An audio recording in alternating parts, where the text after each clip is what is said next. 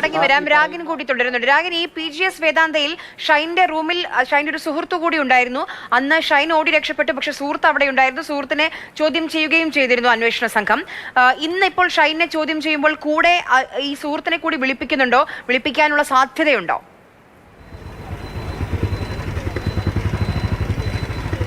കഴിഞ്ഞ ദിവസങ്ങളിൽ തന്നെ ഇതുമായി ബന്ധപ്പെട്ട് പലരുടെയും സ്റ്റേറ്റ്മെന്റ് രേഖപ്പെടുത്തിയിട്ടുണ്ട്. ഷൈനെ അന്നേ ദിവസം കാണാൻ വന്ന ആളുകളുടെ അടക്കം വിശദാംശങ്ങളും ഉൾപ്പെടെയുള്ളവ ശേഖരിച്ചിട്ടുണ്ട്.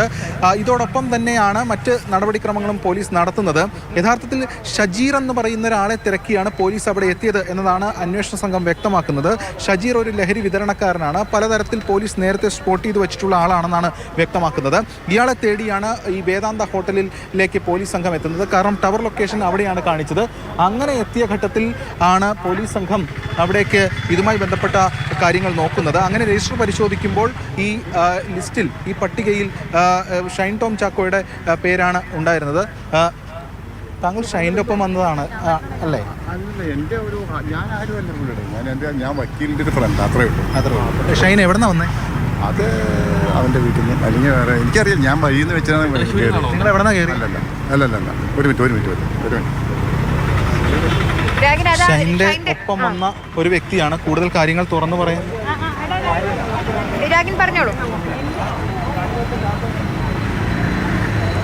ഷൈൻ്റെ ഒപ്പം വന്ന ഒരു വ്യക്തിയാണ്. അതുകൊണ്ടാണ് നമ്മൾ അദ്ദേഹത്തോട് ചോദിച്ചത്, നിങ്ങൾ എവിടെ നിന്നാണ് വന്നത്, എവിടെ നിന്നാണ് കയറിയത്? ആദ്യം തൃശ്ശൂർ എന്ന് പറഞ്ഞു, പിന്നെ വഴിക്ക് വെച്ചാണ് കയറിയതെന്ന് പറഞ്ഞു. അഭിഭാഷകൻ്റെ സുഹൃത്താണ് എന്നാണ് അദ്ദേഹം പറയുന്നത്. എന്തായാലും ഷൈൻ്റെ ഒപ്പം വന്ന ഒരാളാണ് എന്നാണ് മനസ്സിലാക്കുന്നത്.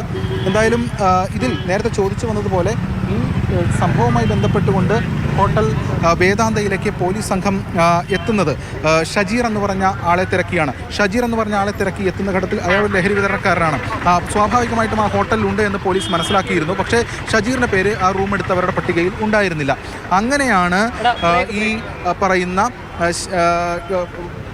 ഷൈൻ ടോം ചാക്കോയുടെ പേര് ശ്രദ്ധയിൽപ്പെടുന്നത്. അപ്പോൾ ഇത് രണ്ടും ഒരു ഗ്യാങ് ആയിരിക്കാം. ഈ ഷജീറും അതോടൊപ്പം തന്നെ ഷൈൻ ടോം ചാക്കോയും തമ്മിൽ ബന്ധമുണ്ടായിരിക്കാമെന്ന് പോലീസ് മനസ്സിലാക്കി. അതെന്തുകൊണ്ട് മനസ്സിലാക്കിയെന്ന് വെച്ചാൽ ഷൈൻ്റെ ഒരു പ്രീ ഹിസ്റ്ററി തന്നെയാണ് ഇതുമായി ബന്ധപ്പെട്ട കാര്യം. ഷൈൻ ഇതുമായി ബന്ധപ്പെട്ട മുൻപ് ഒരു കേസിൽ പ്രതിയായിരുന്നു. മാത്രമല്ല ഇത്തരം ചില ആരോപണങ്ങൾ ആലപ്പുഴ ഹൈബ്രിഡ് കഞ്ചാവ് കേസിലടക്കം ഉയർന്നിട്ടുമുണ്ട്. അങ്ങനെയാണ് ആ മുറിയിലേക്ക് ഉത്തമനിലേക്ക് മടങ്ങി വരാം. ഇപ്പോൾ 3/4 മണിക്കൂർ പിന്നിടുകയാണ് ഷൈൻ്റെ ചോദ്യം ചെയ്യൽ. പ്രധാനമായും 32 ചോദ്യങ്ങളാണ് അന്വേഷണ സംഘം തയ്യാറാക്കിയിട്ടുള്ളത്. പക്ഷേ ഏതൊക്കെ ചോദ്യങ്ങൾക്ക് കൃത്യമായി ഷൈൻ ടോം ചാക്കോ മറുപടി നൽകുമെന്നുള്ളത് നമുക്ക് അറിയേണ്ടതുണ്ട്. ചോദ്യം ചെയ്യലുമായി സഹകരിക്കുമോ എന്നുള്ളത് പോലും അറിയില്ല.